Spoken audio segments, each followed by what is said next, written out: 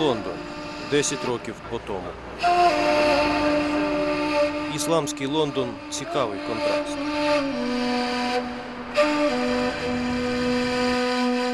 Десять років тому він отримав тут притулок.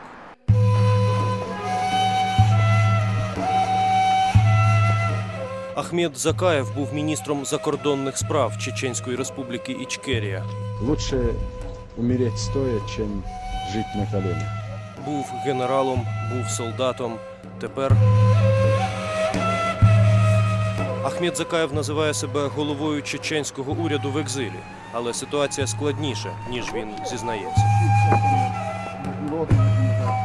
Ми шукали цієї зустрічі кілька тижнів. Він подорожував до політичної столиці Європи – Брюсселя. Тепер повернувся в свій другий, чи третій, чи п'ятий дім – Лондон. Ми їдемо в машині, узгодивши місце зустрічі за кілька хвилин до рандеву. Ахмед не страждає на параною, але він втрачав друзів не тільки в Чечні, але вже і тут. Майор Литвиненко – людина, яка публічно звинуватила Путіна в організації терактів, що стали підставою для розв'язання чеченської війни.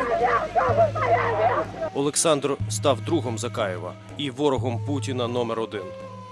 Власне, після цього британський уряд почав дбати про безпеку таких особливих гостей. Я никогда не чувствовал послабления по тому, как и какие провокации готовились и готовятся против меня. Такой постоянный левел, да, уровень опасности, он сохраняется. Вдома. Це один з будинків, де мешкає Ахмед.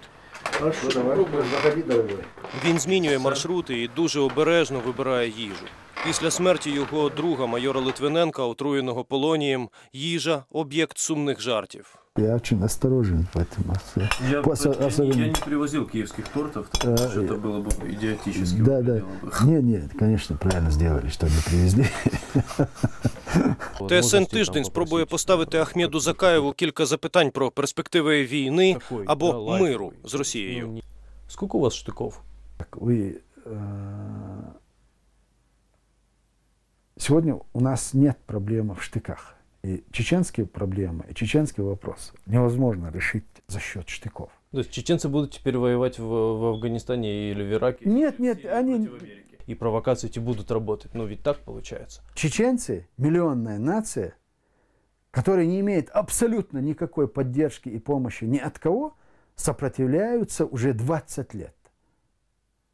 20 лет. Это, наверное, о чем-то говорит. И знаете, просто никто об этом даже не хочет говорить и не говорят.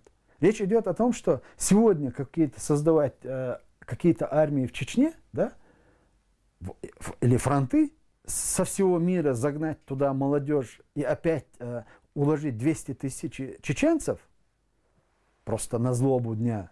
Конечно, никто в этом не заинтересован. Если лично этот вопрос будет касаться меня, я никогда не соглашусь на это. Він часто згадує Джохара Дудаєва. У того справді було одне пророцтво, яке важко забути. Менше ніж рік до смерті Джохара – Чечня. Планы были такие, что разделаться Чечней и далее в Крым. Есть у меня документальные свидетельства, что в Крыму заготовлен потопший сценарий.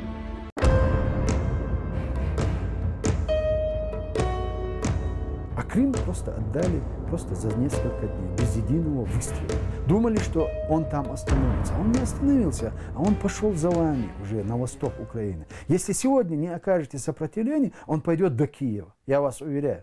Поэтому в таких вопросах нельзя малодушничать. Надо, раз напал враг, надо драться.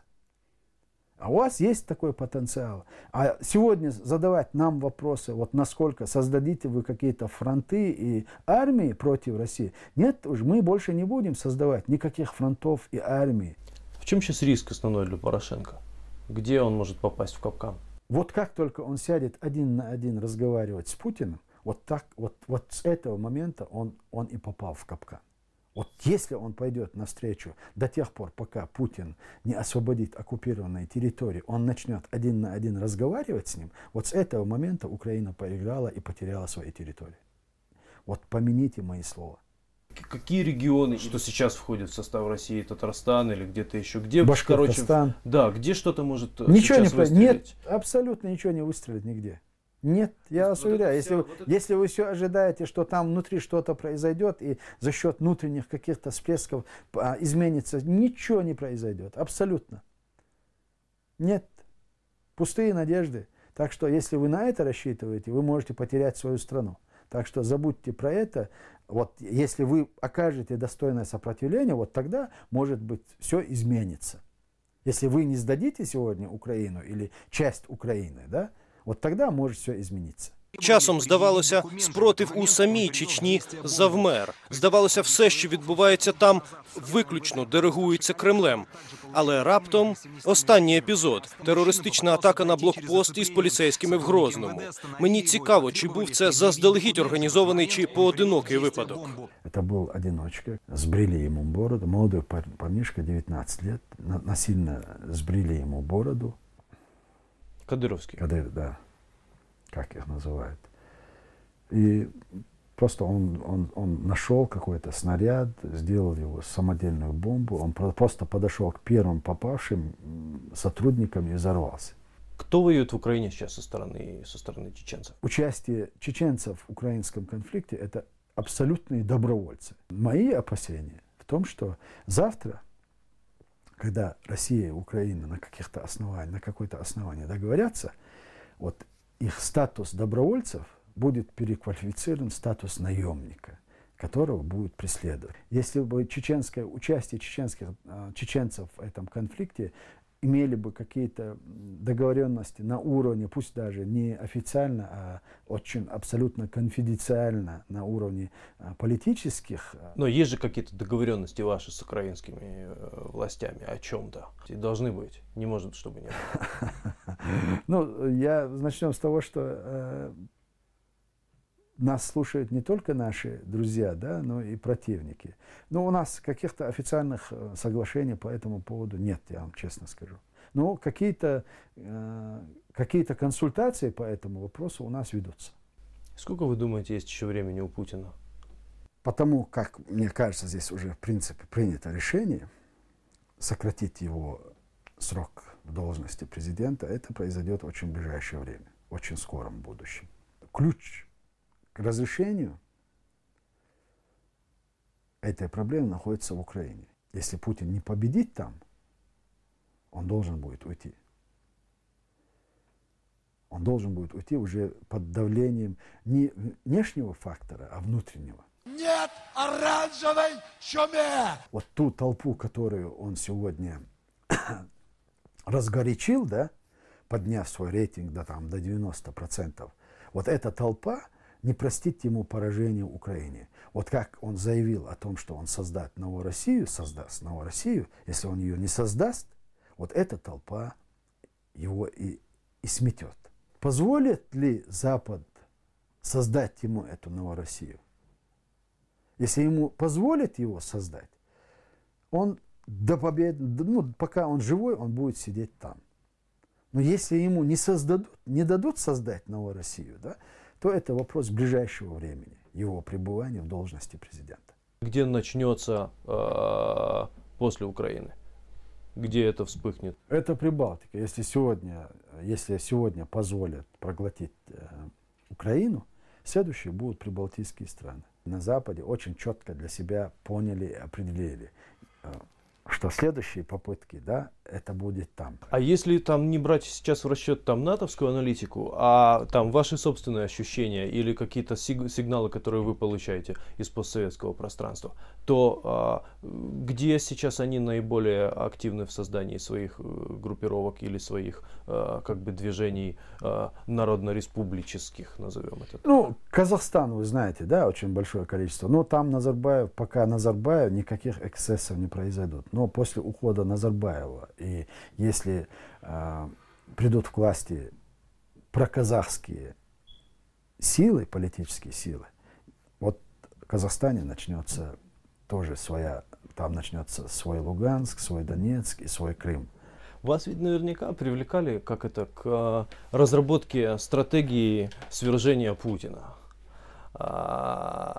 И я бы не поверил, если бы вы мне сказали, что это не так. Проблема же не в Путине. Рабский менталитет российского общества им не дает перестраиваться и стать свободными, и сделаться свободными. И любое послабление, которое происходит в России, эта толпа сметает этот режим. И власть в России может существовать только если она ведет какую-то войну. И поэтому вопрос не в Путине. Вопрос, насколько мы или мир в состоянии изменить российское общество. На какие-то большие войны ее не хватает, но ее всегда будет хватать на такие войны, которые она ведет уже последние 25 лет, начиная с Чечни. Но единственный шанс, что это все изменится, только сегодня в Украине. Если Украина отстоит свое, вот с этого момента и пойдет колесо крутиться обратно. Так что весь мир смотрит на вас. Держитесь. Наостанок Ахмед показує свої сувеніри.